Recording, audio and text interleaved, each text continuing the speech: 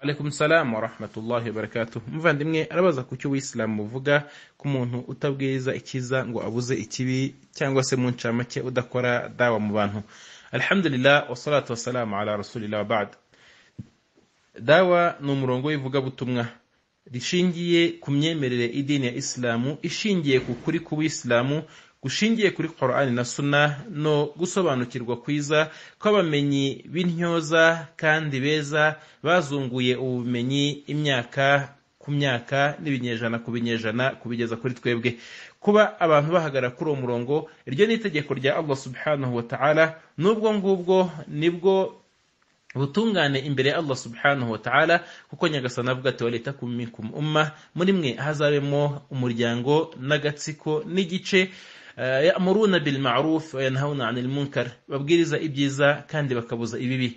Nanone Nyagasani akavuga ati kuntum khayra umma, niyo mpamvu mwatoranyijwe mukaba umuryango mwiza kurusha iyindi, ta'muruna bil ma'ruf wa tanhauna 'anil munkar, kubera ko mubwiriza ibyiza mukabuza ibibi. Nibyo ngibyo kubikora n'itegeko rya Allah subhanahu wa ta'ala. Gusa ntago ari bya buri wese mu bantu, ahubwo nibyo ufite ubumenyi kandi usobanukiwe icyiza akanasobanukirwa n'ikibi, kugira ngo amenye icyiza ahamagarira, amenye n'ikibi acyaha abantu ngo bakireke kandi bakivemo. Uwo nguwo ufite ibyo ngibyo wese asabwa kubwiriza ibyiza no kubuza ibibi, kandi akanasabwa no gukora uwo murimo w'intumwa y'Imana Muhammad sallallahu alaihi wasallama n'abasangirangendo be n'abazunguye intumwa Muhammad sallallahu alaihi wasallama. Bityo kuhamagara ibyiza no kubuza ibibi no gukora da'awa ivuga butumwa rya Islamu ni itegeko, ariko bishingiye ku bumenyi. Naho iyo umuntu adafite ubumenyi, icyo gihe icyo adafiteho ubumenyi kirazira ko yagikoramo ivuga butumwa, kuko aramutse arikoze icyo gihe ahubwo yaba agiye gukora icyaha aho kugira ngo akore icyiza, kubera ko Uislamu kirazira guhimbira Imana, kirazira guhimbira intumwa y'Imana, kirazira no kubuvugamo ibyo utazi, kuko Nyagasani avuga mu byaha ndengakamere aravuga ngo antaqulu ala Allahi ma la ta'lamun, no kuba mwahimbira Imana mukayivugira ibyo mutazi. N'intumwa y'Imana Muhammad sallallahu alaihi wasallama ikavuga iti man kadhaba alayya muta'ammida falyatabawwa maq'adahu minan nar, wa wundi wese uzampimbira abishaka azategure ibyicaro bye mu muriro wa jahannama, kuko azaba yarahimbiye intumwa y'Imana sallallahu alaihi wasallama.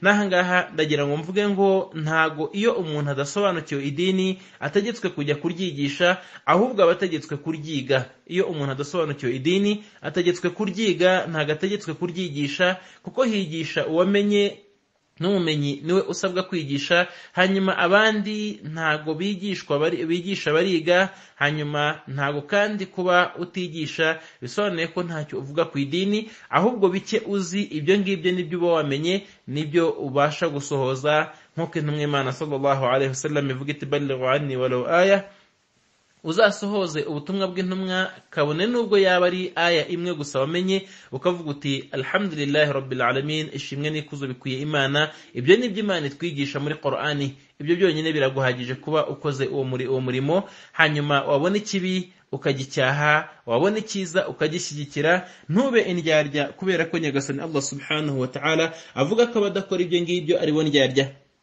Nyagasani aravuga ati wal munafiquna wal munafiqatu ba'duhum awliya'u ba'd, n'indyarya z'abagore n'indyarya z'abagabo ziba ari inshuti ubwazo ku bwazo. Ya'muruna bil munkar wa yanhauna 'anil ma'ruf, kubera ko usanga zibwirizanya ibibi zikabuzanya ibyiza. Ziba zibwirizanya ibibi, tujye kwiba, tujye gusambana, tujye mu kabyiniriro, tujye kurya ingurube, tujye kunywa inzoga n'ibindi nk'ibyo ngibyo. Yanhauna 'anil ma'ruf, bakanabuzanya ibyiza, bagacana intege mu kujya gusari, mu kujya mu bikorwa byiza. Bakavuga bati abo ngabo mubihoreye bararindagiye, mwere kubaha amafaranga yanyu, ayo mafaranga muzayakoresha ibindi, yabagira akamaro mu bindi. Abo ngabo mubihorere ntago bazi ibyo barimo, dore ba bandi b'indindagire baraje, ariko barimo kuvuga bashombana intoki, batungana intoki, bazitunga abemeramana n'abavuga butumwa ko ari indindagire n'ibindi nk'ibyo ngibyo.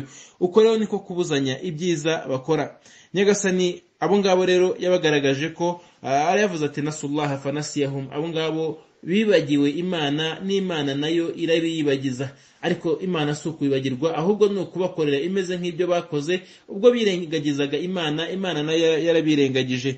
Innal munafiqina humul fasiqun, na Nyagasani akavuga ati abo izo ndyarya, abo ngabo nibo bangizi n'abo nkozi z'ibibi. Bityo na wundi wese udakora ivugabutumwa ry'ubuyisilamu kandi akabona ikibi ntagicyahe, yabona icyiza ntagishimangire cyangwa ngo agishimire cyangwa se ngo agihamagarire, uwo nguwo aba ari indyarya, n'uwo nguwo ateganyirijwe ibihano bikomeye bya Allah subhanahu wa ta'ala. Dusaba Imana ko yabiturinda. Wallahu a'lam.